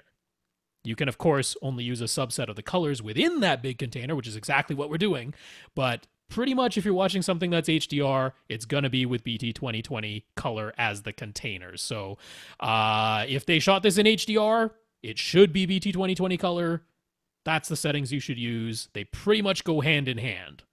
I have to say pretty much because I'm sure there's some exceptions out there. If you're watching something on YouTube that was like HDR but graded in Rec 709 color, I'm sure that exists. But by and large, any of the actual TV and movies that were made, if it's HDR, it's also going to be wide color. So that's that. There you go. All right, we've only got 14 minutes left, so let's see how many. Are you seriously going to stop that? We started so late. It's not my fault. I mean, it was 100% my fault. But Mark is enjoying getting to know Room EQ Wizard and his mini DSP 2x4, 2x4, 2x4. Anyways, he's been frequenting the Mini DSP website a lot, as they provide some helpful tutorials for using the device with Room EQ Wizard. He's taken notice of other products that the Mini DSP sells, including their Nano AVR with DRAC Live. So he asks, is DRAC Live a step above Odyssey Multi-Q XC32? I would not say that. Depends on who you ask. Yeah, I would not say that. It's I like DRAC. I actually got one of the very early versions of DRAC headphone. So I tested a long time ago, and I remember liking it. I can't remember what headphone. I think it was an app I tested basically, and it took the if I'm remembering correctly, it took the earbuds that come with your iPod, like the old ones, and made them sound better. I was like, dude, these guys, they made them sound better. They did a good job. But they've been making lots of advancements since then. I think if I would say it's a comparable program to Odyssey Multi-Q XC32, except it requires a lot more from you. Generally speaking. I mean, it does use a better quality microphone. It does require more processing power. So very often the actual number crunching is being done on a computer or on a server, and then being just the final settings are what gets downloaded to the actual device that sits in the signal chain there. For a long time, it was more like you could make more manual adjustments to it. But now that they have the Odyssey Editor app for most of the newer Denon and Marantz receiver models, that sort of equals that side a little bit. So is it a step above? I have to say yes, but I wouldn't say it's as, like, there are some really big Dirac fans who are like, Odyssey's terrible. And now I'm like, no, it really isn't. No, it really isn't. That's not what happened. I have to say, yes, I think it's a step above, but not as large as you might think. And there's a few little quirks in there, like Dirac doesn't have an equivalent to dynamic EQ, which I think is a really important feature. So, and this is the other thing too. You're comparing apples and oranges. You're comparing Dirac, which is mostly in these standalone boxes, which you have to export everything or do everything on the computer before you put it in there, to an AVR, which has, they have to calculate in how much processing power they're going to give that AVR, which limits the amount of the amount of things that Odyssey can do. Could Odyssey do everything Dirac does and more? Right. I guarantee you it could. Yep. 100%. Well, yeah, like when Odyssey Pro was around, right, it could do a lot more. It was very similar to what Dirac offers now. So, and that was years ago. Yeah. So, these people are like, oh, well, it's just got so much at the door of this, blah, blah, blah. Well, yeah, dude. Okay. It's a different product. So, is it good? Yes, it's good. It is probably the only, Wipeout with the RSC is pretty good too. But good. It's probably the one I would go if I had an option that there was not Odyssey. It's probably the one I would go with. Oh yeah, I would agree with that. Yeah. So the website describes inserting the Nano AVR DL into the signal chain in between the source and your AV receiver. So would you simply leave Odyssey off? What settings would the AV receiver use? So it's HDMI in. It does all the processing and stuff like that. It does no decoding, though. So the whole point is whatever source you're using, the source has to be sending out 5.1 or 7.1 PCM. Right. That must be what's coming out of your source. Then that PCM is going to be changed by this and then sent to the AV receiver. The AV receiver would then be put into some sort of don't change it at all mode. Right, because the Dirac will apply level adjustments for each channel, distance adjustments for each channel, and EQ adjustments for each channel, which is pretty much all the and also the crossover. Yes, so everything else you're just going pure direct or whatever. Yeah, so you want your AV receiver basically in direct mode. You don't want Odyssey on. You also don't want any of its base management or distances or levels or anything. You just want to put all of those things at default, put it into direct mode, and it's basically acting as a DAC and an amplifier. That's all your AV receiver is doing anymore. It's taking the PCM signal that's been manipulated by the Nano AVR, but it's still a 7.1 PCM signal, and it's just turning that into analog and then amplifying it. That's all you want your AV receiver to do now. So you would not want it in pure direct, because pure direct shuts off the picture. But shuts off the picture, no. You would want it in direct mode. You would want all your speakers to large, subwoofer set to yes. Correct. And everything else at its out of the box defaults. Right. And what you would do, what you would see on, let's pretend that let's say that you have an Atmos setup. So this thing can do like the 7.1 part of it, let's say. It sure can. Yes. Okay. So the 7.1 would go into your receiver, right? But it's coming in as PCM, which means that you could set your receiver to basically multi-channel in, because it's going to take that, whatever that is in. You can have everything else set up, and then plus DTS, whatever it is. Neural X the Dolby Surround up mixer. And then that would take whatever is in there, and then extend it to the height channel. So it would make no changes at the base level, the 7.1 level, and then extend it up to the height channels. What you could not do is get a true Dolby Atmos signal. Or a DTS X. That would not be possible. Not going to work, because the Nano AVR is what's connected to your source, and the Nano AVR has no decoding at all. So you cannot send an Atmos signal into the Nano AVR. It's not going to work. Yeah. So it's described as wait a second. Yep. I did that. Okay. So it's described as an 8-channel device, aka 7.1. So there's only one subwoofer output. Could he still use the mini DSP 2x4 to calibrate multiple subs along with using the Nano AVR DL somehow? Doesn't that go after the receiver anyways? So the mini DSP 2x4, yeah, right. It's attached to your subwoofer output. It's expecting an analog signal. So I think you're okay there. You just send it out to the... Except that the Dirac Live will also equalize the single subwoofer channel. Oh, then you got a problem there. So that's a bit of a challenge. However, it's all manually adjustable. So what you could do is just zero out any equalization that was done by Dirac for the subwoofer channel. There you go. Mm-hmm. That'll get fed into your AV receiver. That'll get turned into analog. It'll come out the subwoofer pre-out. You feed that into your mini DSP 2x4 and load your manual EQ settings for your multiple subs into that. So yes, you can do it. It's a little bit of manipulating all the signals in that, but it can be done. If you do all this, you've got to. There's no way to do it quickly, but you'll have to to do an AB with this. You'll have to live with it with all this stuff on, and then you'll have to do it again with all this on. You have to. If you do that, then I would, yeah.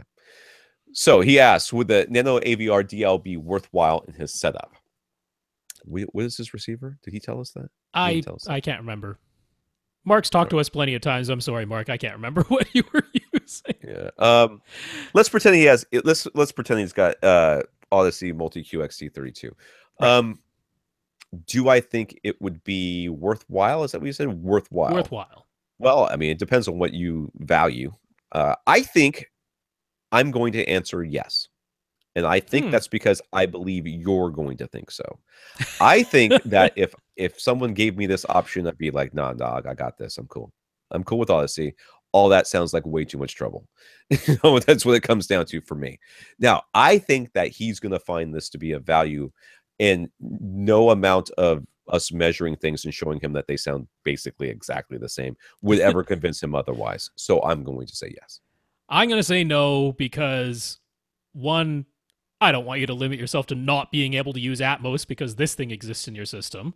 Yeah. That doesn't make any sense to me. You can always take it out, though. It's not like it's you can always take it out, but it's $500-something.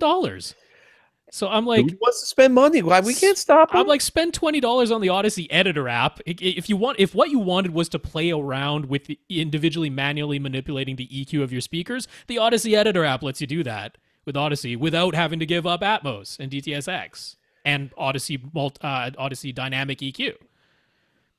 So yeah. I'm like that. I 100% agree with you. I already said I don't want this, but I think this guy wants it. So I'm going to say yes. But I think I don't think he has any intention. Maybe he doesn't have any intention of ever going to Atmos, and in which case he's maybe like, I don't really care about that. Crazy Town banana pants, but okay. Nah, it's not Crazy Town. I can understand that too. Lemuel. Lem is moving into a new house, and there's a large 30 by 16 by roughly 13-foot high room with exposed beams on the ceiling that will serve as his theater and music studio. 30 by 16 by roughly 13 feet high, so it's probably vaulted, I guess. I'm guessing. Could be, or maybe he's just, there's the beams, so it's uneven. Yeah. So he already owns a 5.1 Focal Electra speaker system and an Arkham 7-channel amp. He wants to expand to an Atmos setup, but he figures he can buy a receiver with pre-outs and make use of a mix of his Arkham 7-channel amp from Arkham plus 2 or 4 of the receivers built-in amps to power everything else. Absolutely. That makes perfect sense. So he's had a salesperson try to convince him they ought to buy more Focal Electra. Of course he is. Speakers for his Atmos positions so that they perfectly match his existing speakers. Crap. Okay, but that series of speakers puts him in the price range of about $2,000 a pair. Dude, stop talking. Yeah, the Focal Electras are up there. That's, yeah. Right. That seems like overkill for overhead Atmos speakers to him. Does it?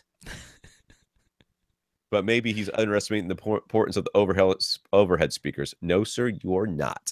He figures he will mount the Atmos speakers to the beams and the ceilings. What would we recommend? Not spending $2,000 on a pair of Atmos speakers. I am not in agreement with that salesperson. We are right back down to recommending the same things that we always recommend, okay? If you want to put them on the sidewalls because you can't put them on your ceilings, Get the prime elevation speakers. If you want to put them in the ceilings, you can get those cheap mono prices, or you get RBHs, something nice like that. If you want to mount them to your actual ceiling, you could use SVSs, but I think you're better off going with those bird ones, which are from Focal.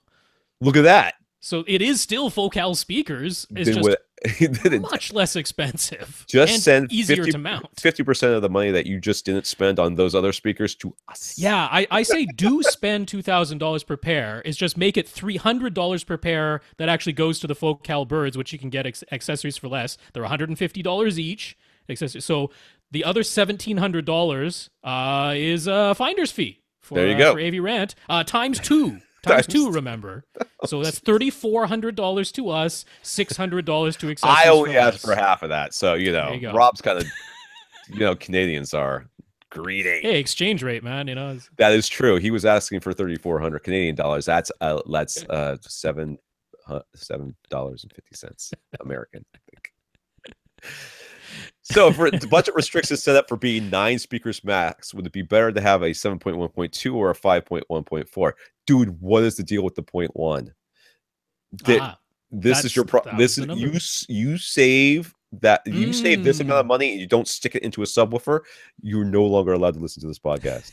Okay? Yeah, we got you from $2,000 a pair to $300 a pair. You can definitely afford to buy a second sub. You now have money for a second sub. Plus, and you could still send us a big fat donation. You could get 6 of the Focal birds, because them as surround backs, I am also going to say will work really nicely. Because the stuff behind you just... it barely matters, but if you just want to have the full 7 speakers, then why not? So, Focal birds, get a second sub. But, okay, just aside, a question. If you had 9 speakers max, better to go 7.1.2 or 5.1.4. The Atmos guys would probably say 5.1.4. Yeah. This one was awfully big, though, and it is. I think you can make a real good case for 7.2.2. I've really kind of come around on the favoring 5.1.4, though. Because being able to steer the sounds above you, I'm like, it's pretty darn important. So I fall on the side. Now, I mean, previously I did used to say 7.1.2. And the THX guys were kind of on that side. But I'm like, it's being able to steer those overhead sounds. So that's where I am now. I say 5.1.4. I say 5.2.4. That's what I say. Okay. Byron. This is on Facebook. Byron has 4 SVS subwoofers, 2 at the front of his room, 2 at the back of his room. They have 12-volt trigger input. So rather than trusting the auto-on function, dude, I am going to completely fix this problem in just a second. Yep. So rather than trusting the auto-on function, he's run mono 3.5mm cables to each of the 4 subs. He also uses 12-volt trigger to tell his Emotiva power amps to power on and off. His NAV receiver has 2 trigger outputs, and the Emotiva has both a trigger output and a trigger input. Mm-hmm. That relays the trigger signal out again. And so this is how he's hooked things up. Trigger 1 from the Denon goes as the amp. Then the Emotiva trigger output goes to a 3.5mm splitter. The 2 outputs from that splitter go to 2 front subs. That is all working perfectly fine, no issues. Trigger 2 from the Denon goes to a 3.5mm splitter. Then the 2 outputs from the splitter go to the 2 subwoofers at the back of the room. When those are connected, the subwoofers hum. And it's all 4 subwoofers that hum. Yeah. So a little bit of troubleshooting. If he uses the Emotiva trigger output, it doesn't matter which subwoofer he plugs in the splitter that's being fed by the Emotiva output.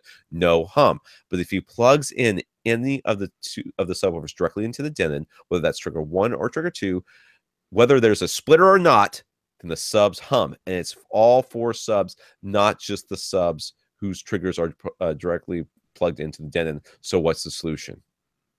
All right, Rob, I want to hear your solution, and it better not be the same one as mine. Well, I'm pretty sure I know what yours is, so I'm going to do the more complicated solution, which is that I'm going to say he continues to want to use 12-volt triggers, and what you need is another splitter or a 1-in, 4-out splitter, because the solution to me seems pretty obvious. Just run the trigger through the Emotiva. So trigger 1 from the Denon goes to your Emotiva. The output trigger of the Emotiva goes to, if you can get a 1-in, 4-out splitter, there you go. You feed the 4 outputs of that 1-in, 4-out splitter to your 4 subs. Should be no hum. Or if you can only find 1-in, 2-outs, then you feed a 1-in, 2-out splitter to 2 more 1 in, 2 out splitters, giving you a total of 4 outputs from the 1 trigger output of the Emotiva, and you feed all 4 subs. You never connect a subwoofer trigger directly to the Denon. That's just the end of it. That's what I would do if you were doing this. Willing to bet that he can't do that anyways. All right. Yeah. I feel this dude's problem, okay? Because I am the same way. Nothing will drive me up the wall more than seeing a little red light and not knowing if it's supposed to be red or green, and then wondering whether or not my subwoofer's on. So I'm the same way, dude. I'm the same way. I want to know that my subwoofers are on when they're supposed to be on, and they're off when they're supposed to be off. And then I remember that every single one of these subwoofers has basically a digital amp, which creates almost no wasted power and no wasted heat when they're not doing anything. So I just leave them on all the time. Yep. I turn them on, and I never turn them off. I know they're on. Why do I know they're on? Because I turned them on. That's it.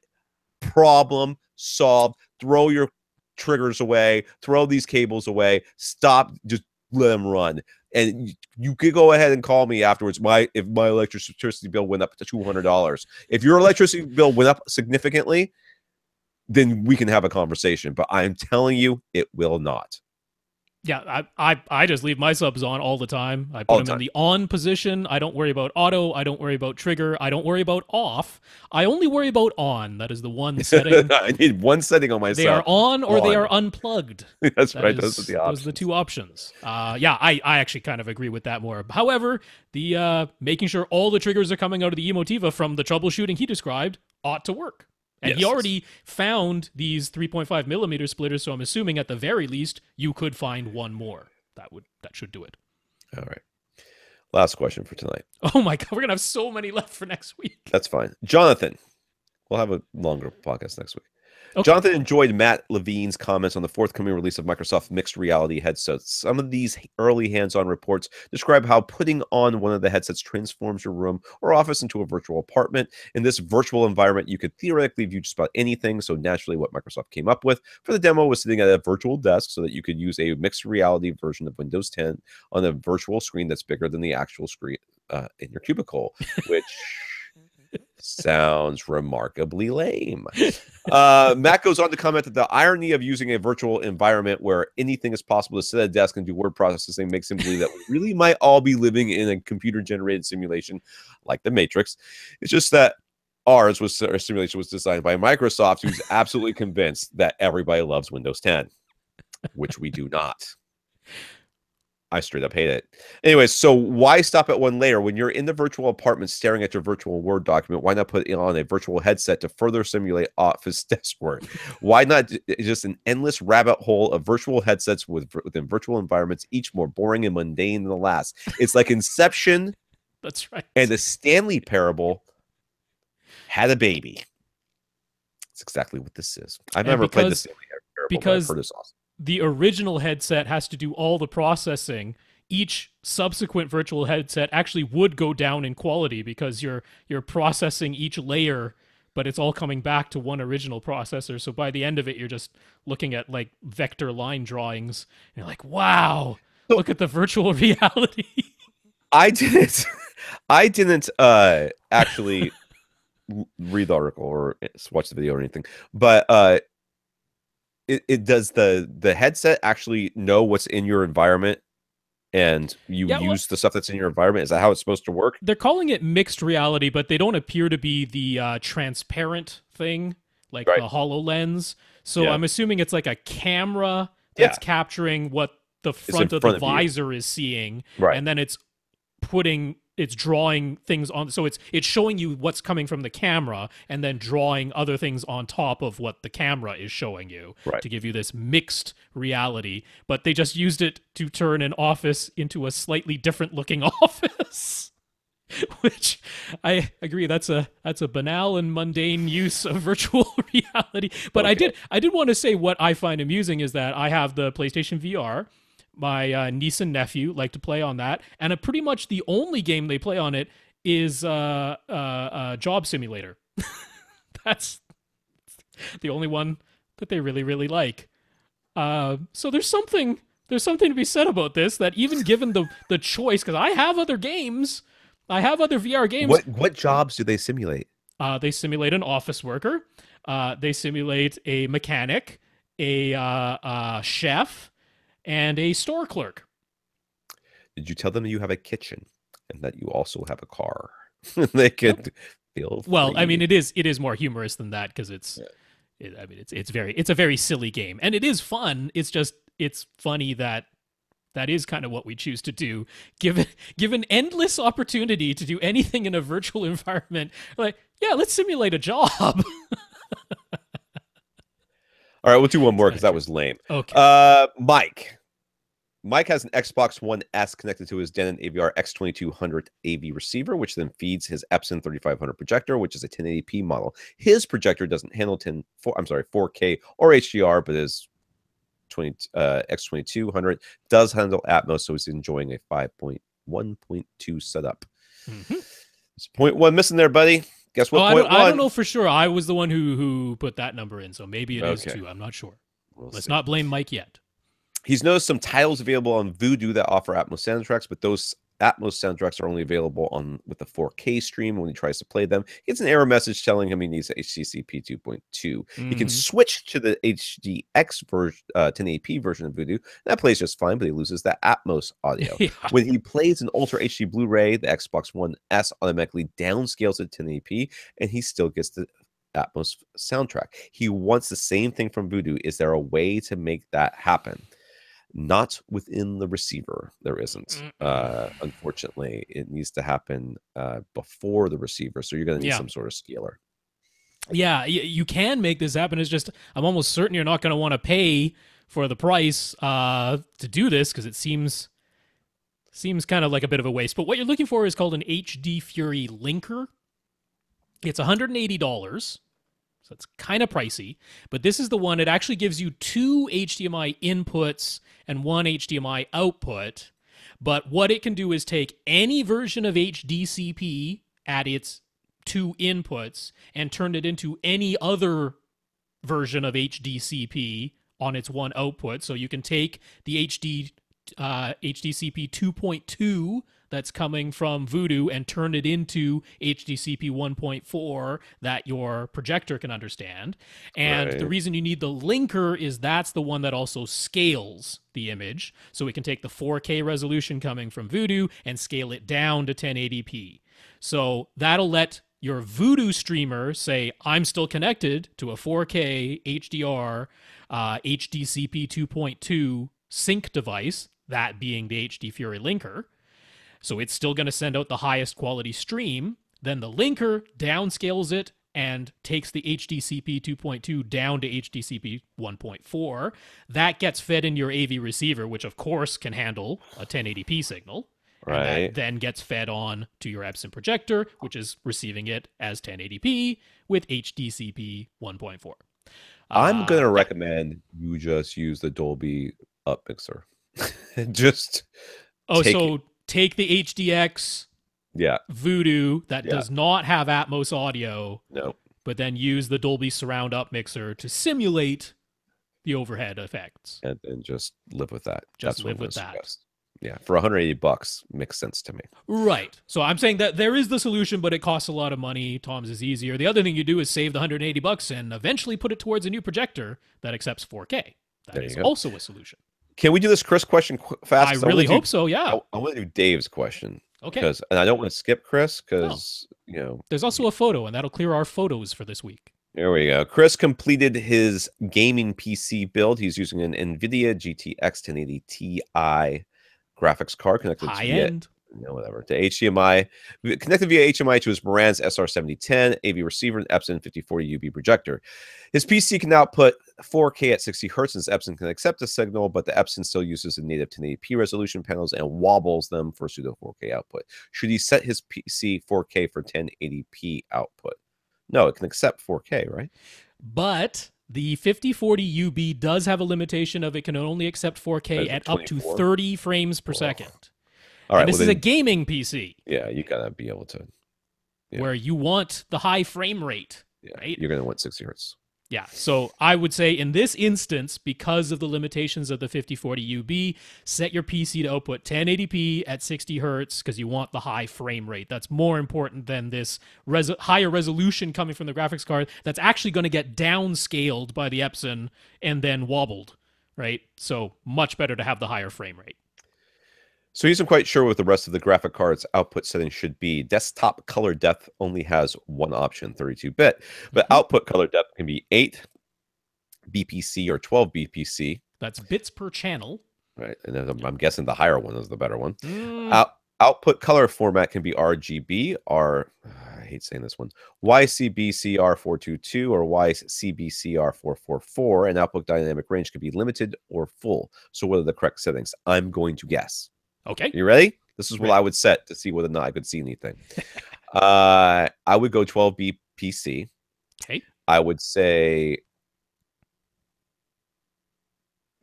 I think the difference between the 444 and the 422 are literally 0. I think that you can get the same thing.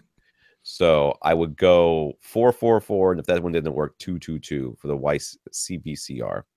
And the output dynamic range would always be full. How am I close? I think I would actually change all of those. Yay! well, the full might be true. So first of all, the 32-bit desktop, that is your RGB, red, green, blue, and the alpha channel, which is the transparent channel, which is what your mouse is actually moving on.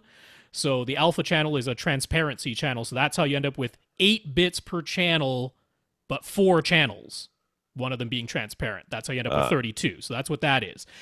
I would set your color output depth at 8 bits because I'm not even sure the 5040 accepts a 12-bit signal. I'd see if I could see something. If I can't see it, I'm surprised there isn't a 10-bit output option, because if there were a 10-bit output option, that's the one I would choose. All right. But since you're sending a 1080p signal anyway, I don't know what that 5040 UB is going to do with a 12-bit 1080p signal. I suspect that might not be compatible. So 8 bits per channel is definitely going to work. So I would be sure that that's going to work. The output color format, this is for gaming. So I would leave it at RGB. I'm like, let the computer do its thing and output an RGB signal. Converting it over to the video YCBCR signal, I'd want to do that if it were home theater PC and all I'm doing is watching movies on it. But if you're gaming, I'm like, just leave it at RGB. Now, normally the output dynamic range, if you're watching movies, it should be set to limited, and you should be using YCBCR color output for movies and for videos. But which one? 4422 or 444? That's going to depend on what the Epson does with it. All right. Because you're going to just have to see, because sometimes it screws up a 444 signal, and sometimes a 444 signal is the only one that looks correct. So that one is just trial and error. But for games, RGB and full on the output dynamic range should be the correct setting. But what you'll want to do is have a look at it. Try both, because what should happen is full sends out the entire signal range from 0 to 255. You get all of those values, whereas limited takes the values from 0 to 16 and says those are below black. And it takes the values from 235 to 255 and says those are above white. That's correct for video, but it's supposed to be incorrect for RGB games. But if you set it to limited and everything looks way too contrasty and black, then you know that should be on full. Meanwhile, if you put it on full and nothing ever looks truly black, everything kind of looks washed out and too gray, then set it to limited and that'll be correct. Again, it's a little bit of trial and error on those. But I'm guessing that 8-bit RGB full should be the correct settings. All right. See, whatever. I don't know anything about PCs. Dave says that there are many articles online about the optimum distance one should sit from a television. It seems usually between 30 and 40 degrees horizontal viewing angle, but not much info about how high the television should be mounted relative to your seating position. Some articles say that your eye line should be a third the way up from the bottom of the screen, while the other articles say that the angle from your eye to the eye line to the top of the television should not exceed 15 degrees, lest you experience neck pain. Some articles say how far the television should be off the floor without taking into account how far off the floor you are sitting. Other articles say that it's entirely a matter of personal preference. What are our thoughts? Yeah, okay, so technically, yeah, you don't want the screen to be too high. Okay. Right. It can But be that there can be an uncomfortably high yeah, screen. every single possible. TV that's above almost every single one you see on like HGTV that's on a wall is always too high. Above their fireplace. It is always right so up against the very ceiling. too high. Yeah. So just watch HGTV, and wherever you see them place the TV, don't put it there. It's too high. It's too high. Most people, I mean, if you think of it this way, it goes on top of a cabinet. That's kind of about what the right height is. It's basically your eyes are lining up with very close to like a third of the way up or less. It might be all the way at the very bottom, depending on how low your chairs are. But what kind of chairs do you have? Do you have recliners? Because you have recliners, all of a sudden all this stuff changes. Yeah, because now your eye line, your resting eye line, is actually at an upward angle. So it all sort of switches around. And yes, it's personal preference, but it's not really personal preference in that what you want is you want to be able to sit in your chair, look forward, and see your TV. Now that sounds dumb, but that's exactly what you're going for. And if you have to look down or look up to see your TV, you will be uncomfortable. Well, what determines that? The size of your chairs, whether or not you're reclined in them, or if you ever recline in them, whether or not they can recline, whether or not you're lying down or sitting up. I mean, there's like all these different things. Yeah. So the fact is a couple, there is a kind of general place where you can put that's pretty comfortable. But if you got a real big room, you're sitting farther away, guess what? It can be higher because the degree, it doesn't change that much. As far as the angle isn't as brutal as if you were sitting much closer. It's personal preference, but it's really dictated on your room, your screen size, and your seating. Yeah, I mean, the having the top edge of the screen be not more than 15 degrees elevation above your eye line, that came from THX, and I tend to agree with that. But it comes with the little wrinkle of where is your resting eye line? Because if you are reclined, it's different than if you're sitting straight up and looking straight ahead. So the key, in my opinion, is figure out where your resting eye line is, and then that becomes the base of your triangle, and you go 15 degrees up from that, and that works out the height of your screen and where the top edge of your screen should be. That's how I do it for myself. I've never had a problem occur that way because it keeps the top edge of the screen within where I can move I might have to move my eyes to see it, but not my head.